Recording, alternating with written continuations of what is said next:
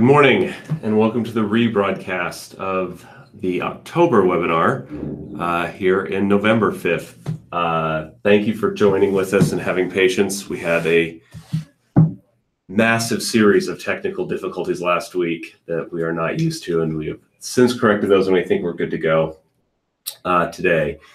It's going to be a very in-depth webinar. We have two topics. Rachel Cassidy is going to jump on for just a moment and demo a new feature of WaterLink that all water systems need to be aware of because it is going to be heavily used in compliance and communication with the division.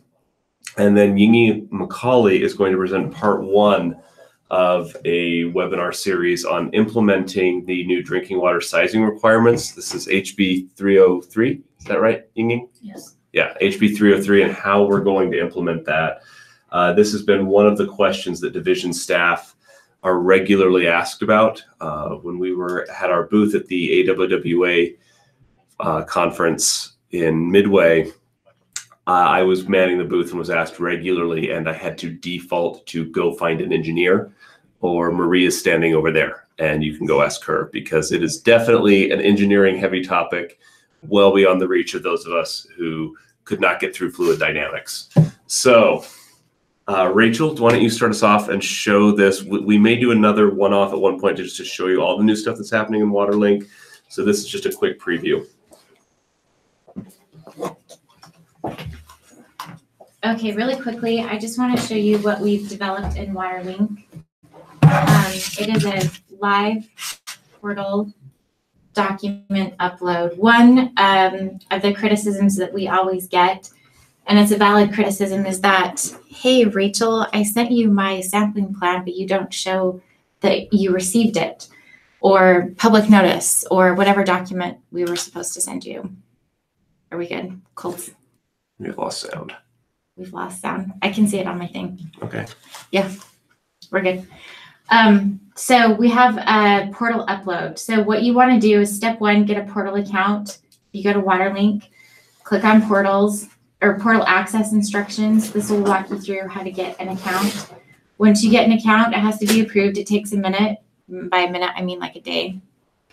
Once you get approved, you come in and you select file upload for your water systems. Now, we only approve portal accounts for the water systems that you are verified to be associated with. So you will only be uploading documents for the water systems that we approve that you are connected to.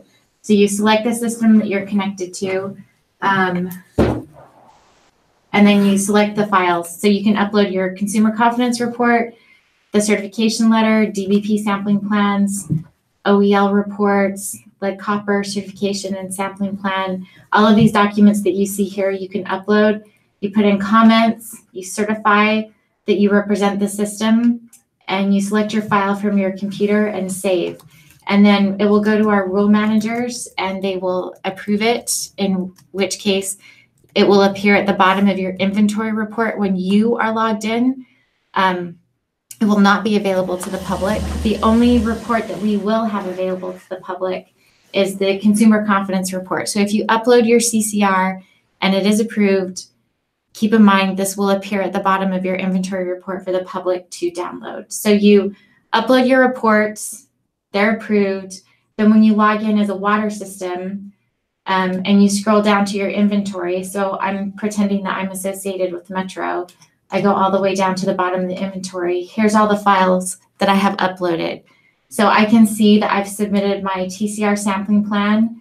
I put in some words, who it was uploaded by, and the upload date. So this closes the gap where we were getting comments, hey, Division of Drinking Water, I submitted this plan. I need verification that you've received it. So this will be your verification.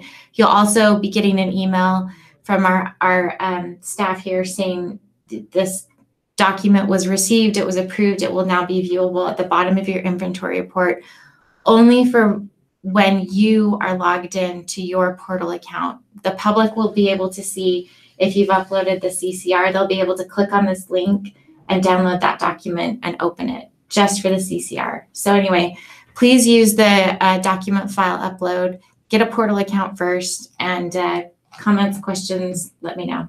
So that's all I had, Colt. I'll let you guys get to the more exciting stuff.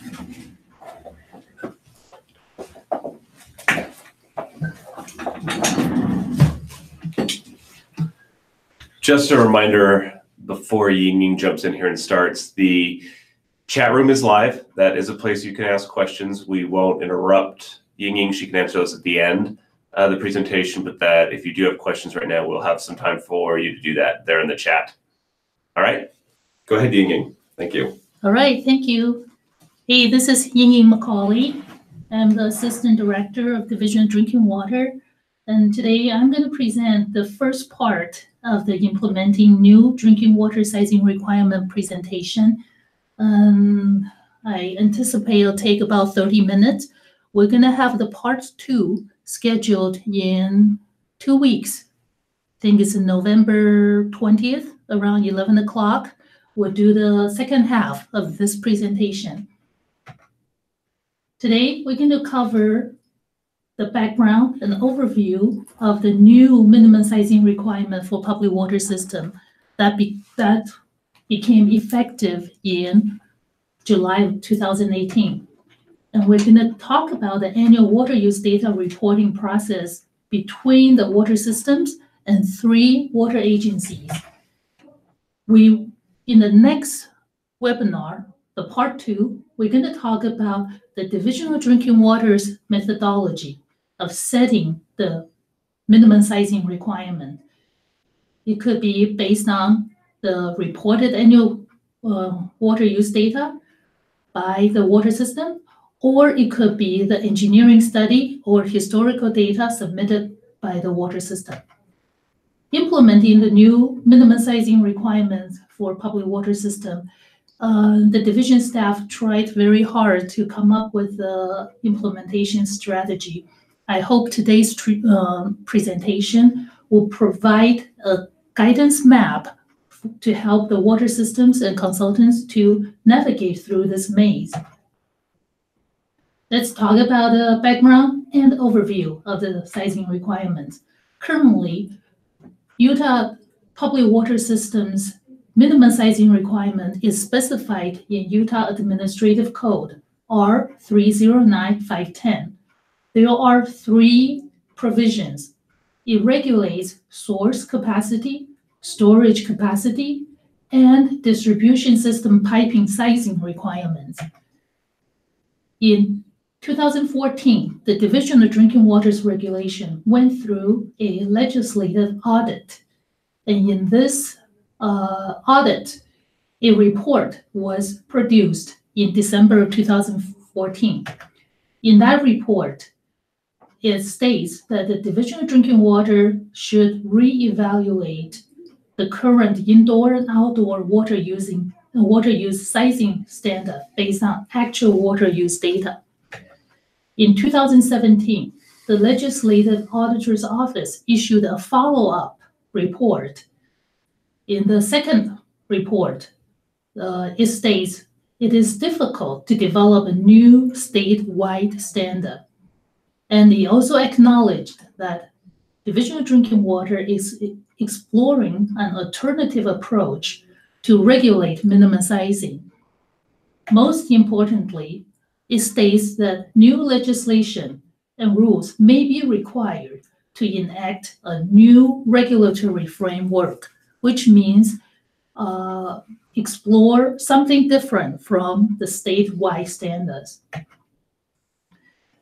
The public drinking water systems in Utah are required to comply with 2 sets of requirements.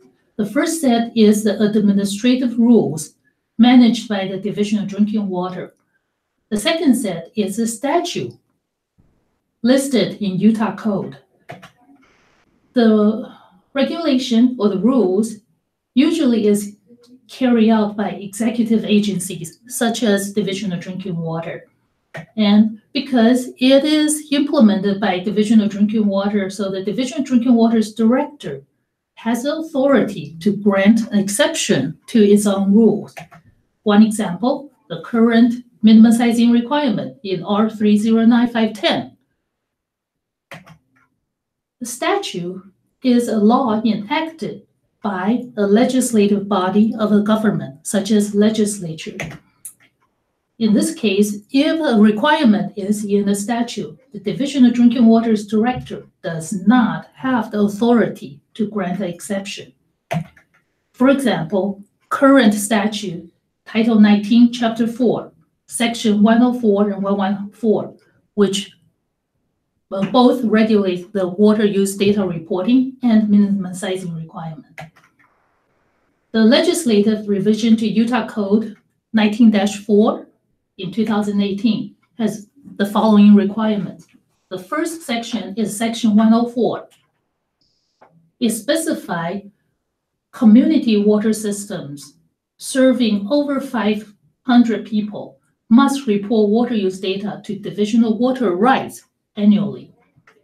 And it also specifies 4 types of water use data that the public water system must report: peak day source demand, average annual demand, total number of retail equivalent residential connections, and quantity of non-revenue water. In the second part of the presentation, we're going to go into detail to explain each of these terms. Let's use an example. Here is a chart for illustration purpose. So don't count this chart for accuracy. We're just using this chart to explain the difference between peak day demand and the average annual demand. In this chart, you see throughout the 12 months, water usage varies. You can see in the winter month, the water usage is low, and in this water system, the highest usage is sometime in July. So let's pretend it's July 4th. In this chart, it shows this water system's peak day source demand is around 19,000, and let's just ignore the unit of measurement. This is just for illustration purpose, okay? Now let's try to make the total amount of water usage divided by 12. Let's pretend this water system, if you divide it by 12, the water usage will be evenly divided through the 12 months. And you see the whited out area, that's the total water usage in the year. This water system will report the annual average annual demand as 10,400 for each day times 365 days. A different part of Utah Code 19-4, Section 114, specifies the minimum sizing requirement. In this part of statute, it states that Division of Drinking Water must set system-specific minimum sizing requirement. So this language essentially dictates the current statewide sizing requirement must be replaced by system-specific minimum sizing requirement. This minute, let's look at this one. Does this? Click ignore. Just clicking. Yeah. All right. Also, in Section 114, it states that the water system's system-specific sizing requirements must be based on either reported water use data or engineering study or historical data. So these legislative revisions became effective in July 2018. The water systems that will be affected and the Division of Drinking Water's implementation phases are as the following. Community water systems will be affected, and there are 3 phases of implementation.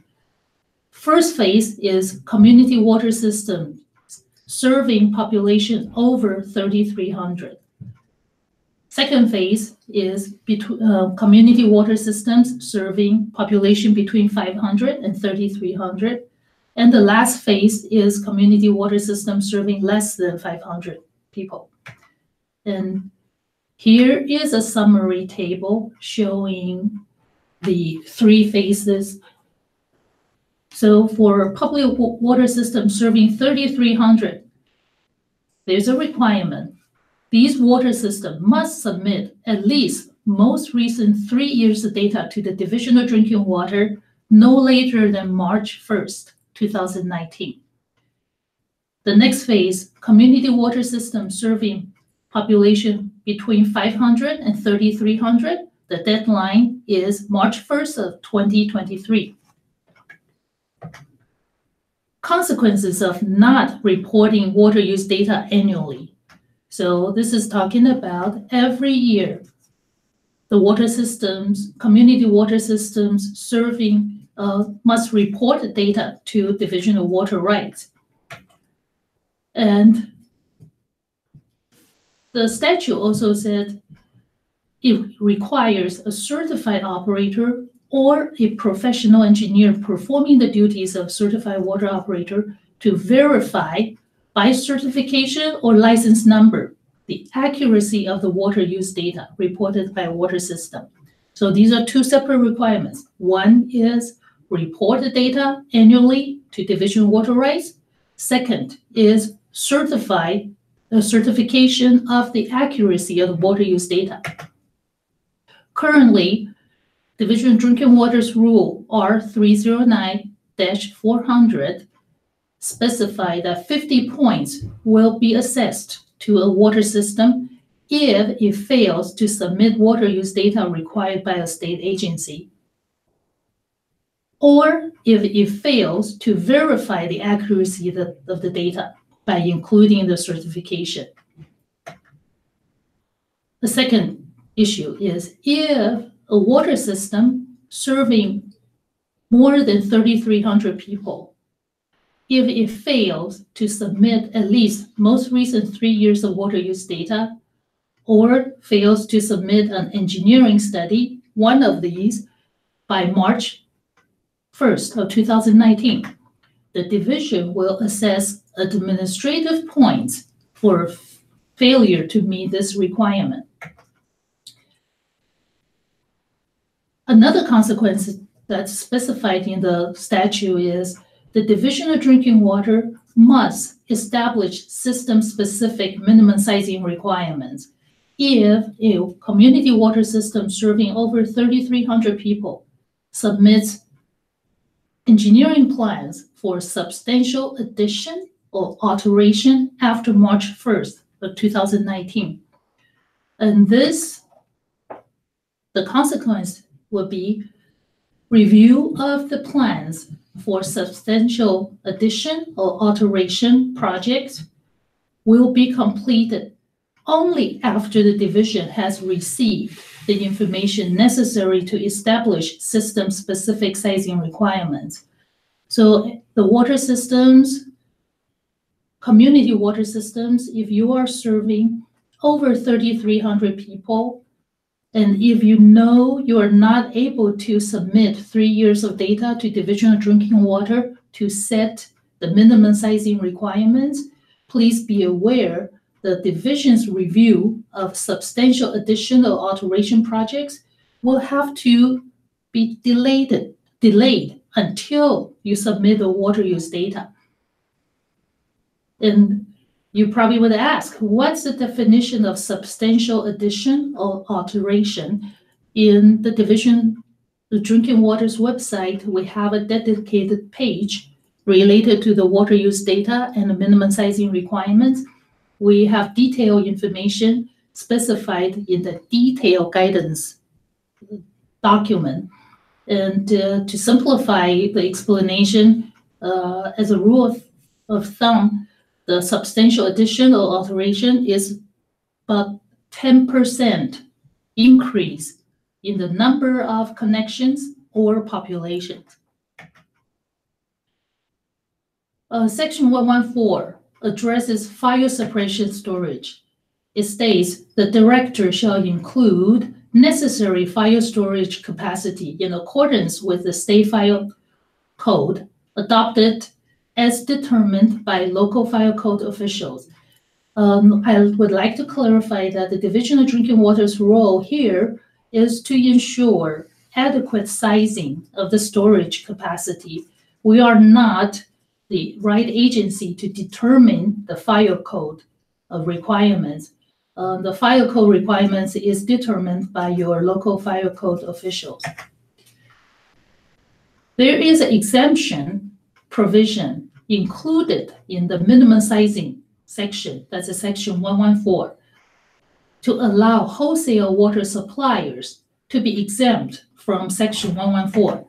It states a wholesale water supplier is exempt from this section if the wholesale water supplier serves a total population of more than 10,000 people and a wholesale population that is 75% or more of the total population served.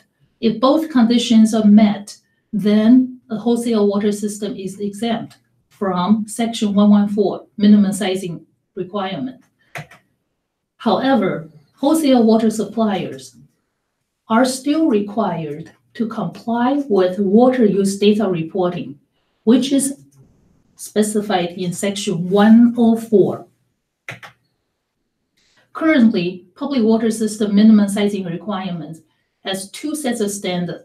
One set is indoor use standard, the other set is outdoor use standard. This is an example. We have a map specify 6 different zones in Utah of different colors. Let's use St. George as an example. The St. George area in the map show it has very high outdoor water use requirements. So this map try to account for the precipitation differences in different zones. However, this map does not account for land use or operating differences between water systems. So the current statewide standard says, for indoor use, we have these numbers. It applies to statewide. For outdoor use, we have these numbers for different zones. In the future, these indoor and outdoor separate standards, statewide standards, will be replaced. So in the future, we will have combined requirement, means we don't separate indoor use and outdoor use. It will be a combined requirement for the distribution system. Another requirement in the source requirement is we have 2 different requirements. One is peak day demand for your source. The other one is average yearly demand. So these 2 separate requirements, the peak day means your water source capacity must be able to meet the highest consumption of the year. The average yearly demand means the total quantity of the water produced from your sources must meet your average yearly demand. In the future, the peak day demand remains the same. The average yearly demand term has been revised to call average annual demand in the Utah Code 19-4. And another clarification here, we say average annual demand. The interpretation we consider is this term is actually the total annual demand. Now let's talk about the storage minimum sizing requirements. Currently, the requirement says the storage capacity must cover 3 components. First, equalization storage. Second, fire suppression storage. Third, emergency storage. And the emergency storage is optional. The water system can decide whether they're going to include this component or not. On the right, you see an example. This is a water tank. This water system decided to have 3 million gallons of volume to set aside for equalization storage. 1 million gallons of volume set aside for fire suppression, and 1 million gallons of volume set aside for emergency. So they designed a storage tank. It's a total of 5 million gallons. In the future, these requirements will stay the same. However, I would like to go into further elaborate on what is equalization storage. Equalization storage is the storage volume that would be used to provide the water needed if a water system's source capacity on the specific day cannot keep up with the peak day demand, the peak demand. And in Utah, we decide to set this equalization storage volume at a level that's equivalent to 1 average day demand. Each state has different requirements for equalization storage. In Utah, we decided 1 average day demand will be set as a minimum equalization storage. This 1 average day demand will include to cover both indoor use plus outdoor use. In the future, it will be the same requirement covering combined demand. Here's an example, current statewide standard. We have specific storage sizing, statewide sizing numbers. Same thing, these numbers will be replaced by system-specific sizing requirements instead of the current statewide requirements. Public water system minimum sizing. Currently, we have statewide minimum sizing standards for all the water system, regardless the water system size or specific conditions. In the future, the statewide sizing requirements will be replaced by system-specific minimum sizing requirements based on the data reported by each water system. We do have concern about the transition from the statewide standard to system-specific minimum sizing requirements. The reason is the current statewide standards included the safety factor to make sure the water system will not run out the water or have the water pressure drop.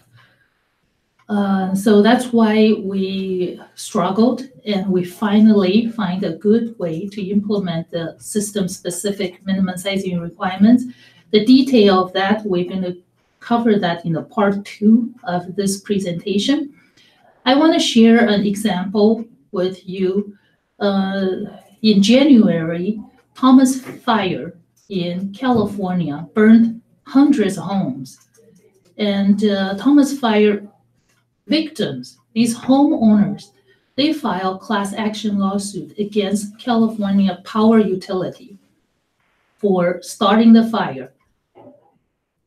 In conjunction of this class action lawsuit, it also included the lawsuit against the water utility for not being able to maintain the fire hydrant and provide the firefighting suppression water. This is the news in the TV. Okay, now let's talk about the process of handling the annual water use data reporting. Annual water use data reporting is a joint effort between community water systems, Division of Water Rights, Division of Drinking Water, and Division of Water Resources. So we are all in this together for us to have accurate water use data and to set a reasonable system-specific minimum sizing. The 4 entities will have to work together to make this happen. And the process typically is community water systems will submit the data to Division of Water Rights. Division of Water Rights will review and verify the data and forward the data to Division of Water Resources. And Division of Water Resources will provide quality assurance of the data before the verified data will essentially then forward to the Division of Drinking Water. At that point, Division of Drinking Water will review the data, see whether we have sufficient data to set system-specific minimum sizing requirements. So here is an anticipated agency timeline. You see, there are very close interactions and coordinations between the water agencies. I'd like to highlight some of the deadlines. March 1st of each year, Water systems, community water system are required to submit water use data to Division of Water Rights by March 1st of each year. The second target date is in the month of July. Division of Water Rights will forward a list to the Division of Drinking Water to identify water systems that fail to submit the required water use data. And then we anticipate sometime in November or December, the Division of Water Rights will release the validated data so the Division of Drinking Water can start to review the data and set the system-specific sizing requirement. In the next phase, we're going to talk about the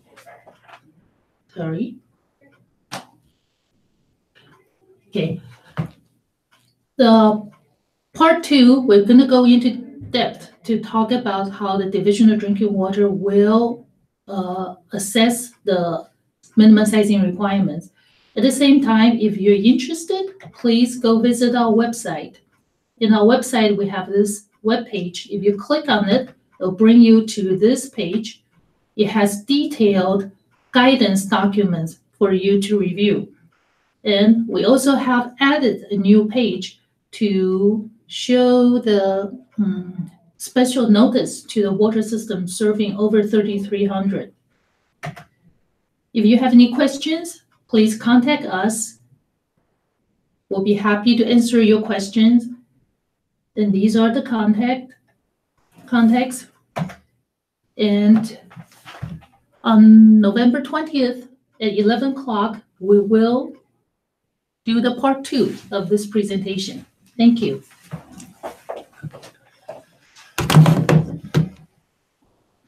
There was no questions in the chat, but thank you, Ying-Ying. Great job breaking that down into a really concise segment. That was really, really great. That's a extremely complicated topic we're working on, and being able to have it so concisely brought up. You will get me we're broadcasting this on November 20th at 11 a.m. We'll do part 2. So stay tuned, not literally, but make sure you're ready for that. Ying-Ying will get me some questions for your CEUs, and we'll post that link up later today when we have a chance to edit this. Again, thank you all for your patience with our October webinar and for your continued commitment to watching these and staying informed on drinking water issues in Utah. Please, if you are talking to other operators or other people in the water community, remind them of these events and that these webinars are out there and that you enjoy these. And let's make sure we're getting some more people in and expanding our viewership as much as possible. Again, thank you all, and we will talk to you on the 20th.